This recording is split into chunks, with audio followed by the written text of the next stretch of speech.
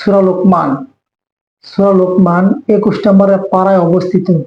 এই সূরাটি কেউ যদি কাগজের টুকরায় জাফরান কালি দিয়ে লিখে সেই কাগজটা পানিতে ডুবিয়ে পানিতে ভিজিয়ে ওই পানি পান করে, ইনশাল্লাহ আল্লাহ তাআলা পান করার কারণে তার পেটের যাবতীয় সমস্যা সমাধান করে দিবেন। শুধু এটাই নয়, সে যদি অসুস্থ হয়, পেটজনিত কোনো সমস্যা হয়, রোগ অসুস্থ হয়, সেটাও আল্লাহ তাআলা তাকে মুক্তি দিবেন, এমনটাই কিতাবে উল্লেখ করা হয়। প্রিয় ভাই, এই যে সূরা লোকমান, এটা যদি কোনো ব্যক্তি নিয়মিত তেলাওয়াত করে, পাঠ করে, তাহলে ওই ব্যক্তি পানিতে ডুবে মরবে না।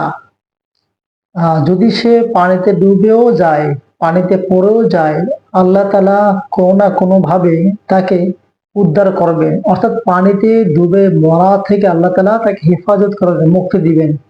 তো ভাই, ভিডিওটি আপনার কাছে পড়ছে, আপনি আমল করেন।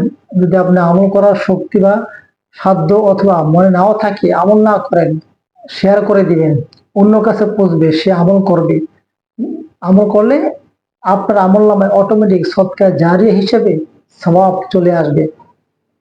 আপনি আমি কয়দিনই বা পৃথিবীতে অবস্থান করব, থাকবো, আখেরাত বা পারলৌকিক জীবনে আমাদের যেতে হবে।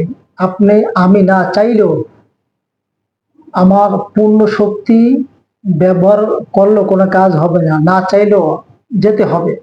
এটা কোরআন কথা, কোরআনের কথা, হাদিসের বাণী, আর আমরাও জানি। অতএব যেহেতু আমরা থাকবো না, আখেরাতে যেতে হবে, যাওয়ার আগে আমাদের সম্বল, কিছু সামানা, কিছু আসবাবপত্র আখেরাতের পুঁজি জমাইতে হবে।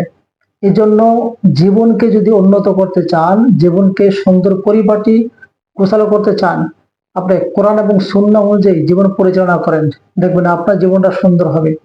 হ্যাঁ, যদি কোরআন অনুযায়ী, হাদিস অনুযায়ী আপনার জীবন পরিচালনা করেন, কোনো বিপদের সম্মুখীন হন, তাহলে ঘাবড়ানো বা চিন্তা করার কোনো বিষয় নাই যে ইমান হারা হয়ে যাবেন। আল্লাহ তাআলা পরীক্ষা, দুনিয়াটা তো পরীক্ষারই হন। হাদিসে আছে, মা ইয়াজালুল বালাউ বিল মুমিনি ওয়াল মুমিনাতি ফি নাফসিহি ওয়া ওয়ালাদিহি ওয়া মালিহি হাত্তা ইয়ালকাল্লাহা ওয়া মা আলাইহি খতিয়া। অর্থাৎ মুমিন, মুসলমান, মুমিন ও মুমিনাত, মহিলা এবং পুরুষ, সকলের সর্বদা কোনো না কোনো বিপদের মধ্যে সে লেগে থাকবে। হয়তো তার নফস, নিজের শারীরিকভাবে, অথবা তার সন্তানাদি, তার পরিবারের মাঝে, কিংবা তার মাল সম্পদ, টাকা পয়সার দিক থেকে কোনো না কোনো ভাবে আল্লাহ তাআলা তাকে বিপদে দিয়ে রাখেন।